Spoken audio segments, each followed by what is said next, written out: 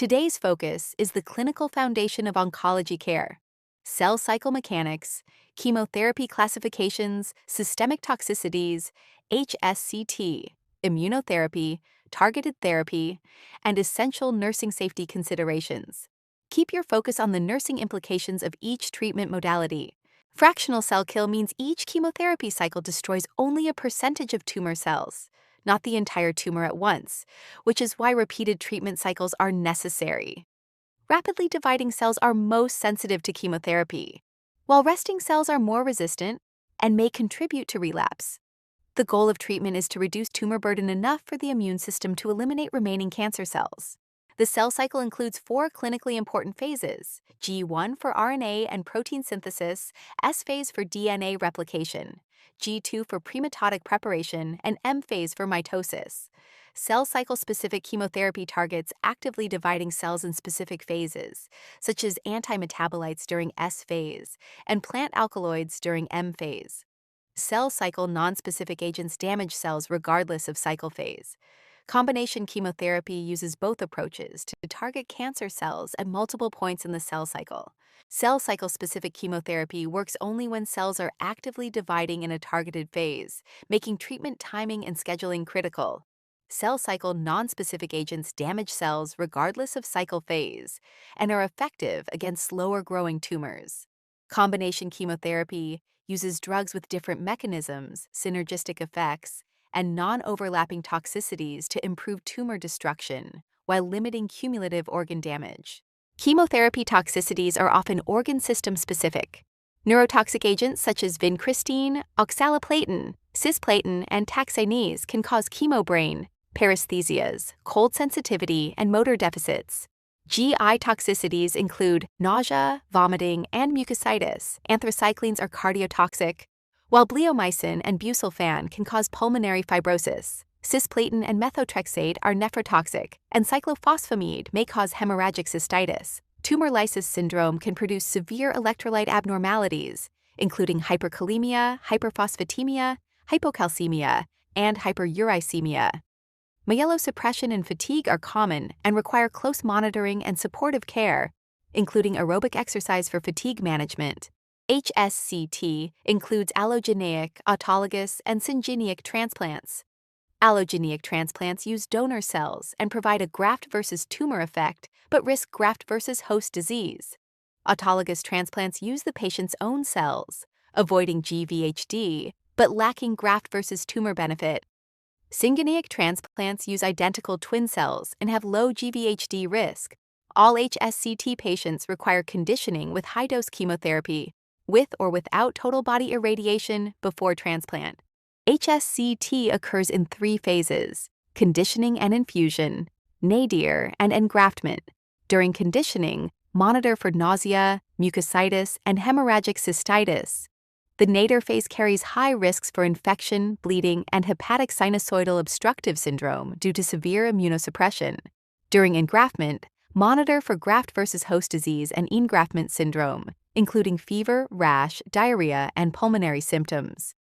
Ongoing monitoring and psychosocial support are essential throughout all phases. Immunotherapy helps the immune system recognize and attack cancer cells. Checkpoint inhibitors block PD-L1 or CTLA4 pathways that tumors use to evade immune detection. Monoclonal antibodies target specific tumor antigens, while cancer vaccines stimulate tumor-specific immune responses. CAR T-cell therapy engineers a patient's own T-cells to destroy cancer cells. These therapies have unique toxicity profiles that differ from traditional chemotherapy. Targeted therapies block specific molecular pathways that drive tumor growth.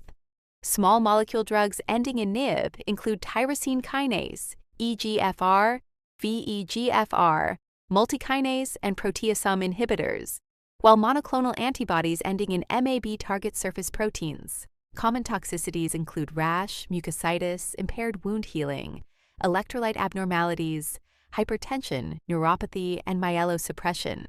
Drug suffixes help identify the mechanism of action and predict expected toxicities.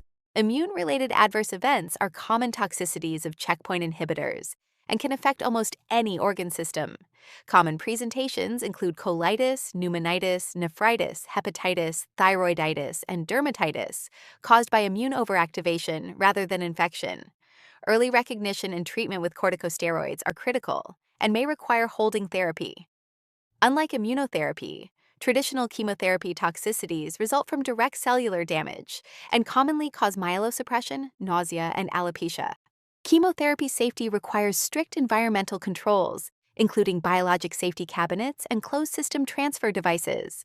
Nurses must use full PPE, including chemotherapy-rated gloves, impermeable gowns, and eye and face protection. Hazardous waste and spills require designated containers and spill kits. During infusion, monitor closely for hypersensitivity and extravasation, stopping the infusion immediately if complications occur. Vesicants are preferably administered through central venous access, and vascular patency must be continuously assessed. Adherence to oral anti-neoplastic therapy is often affected by cost, low health literacy, polypharmacy, cognitive or psychiatric issues, symptom burden, and communication barriers. Nurses should proactively assess for adherence challenges, provide multimodal education, involve family support, recommend adherence tools, and connect patients with financial and community resources. Missed doses often reflect barriers to care rather than intentional noncompliance.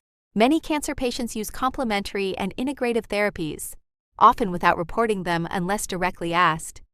While these therapies may improve comfort and symptom control, some can interfere with treatment or increase risk, such as herb-drug interactions or massage in thrombocytopenic patients. Nurses should provide non-judgmental assessment, evidence-based guidance, and safe care recommendations. Cancer patients are also at higher risk for severe COVID-19 infection, making infection prevention, care coordination, and emotional support essential nursing responsibilities. Traditional chemotherapy disrupts the cell cycle and commonly causes GI, hematologic, and organ-specific toxicities, requiring safe handling, extravasation prevention, and symptom management. HSCT replaces marrow or immune function and carries risks such as HSOS, GVHD, engraftment syndrome, and severe aplasia, requiring intensive monitoring. Immunotherapy and targeted therapies alter immune or molecular pathways and commonly cause immune-related toxicities, skin reactions, and impaired wound healing. Nursing priorities include early recognition of complications, adherence monitoring, patient education, and timely intervention across all treatment modalities. So in summary, fractional cell kill requires repeated chemotherapy cycles and combination therapy. Cell cycle-specific and nonspecific agents target cancer cells differently and produce distinct toxicities across organ systems. HSCT types vary in GVHD risk and graft versus tumor effect, requiring phase-specific monitoring. Immunotherapy can cause immune-related IDIS toxicities, while targeted therapies produce class-specific adverse effects linked to their molecular targets. Across all oncology treatments, nursing priorities include safe handling, patient education, adherence support, and early recognition of complications.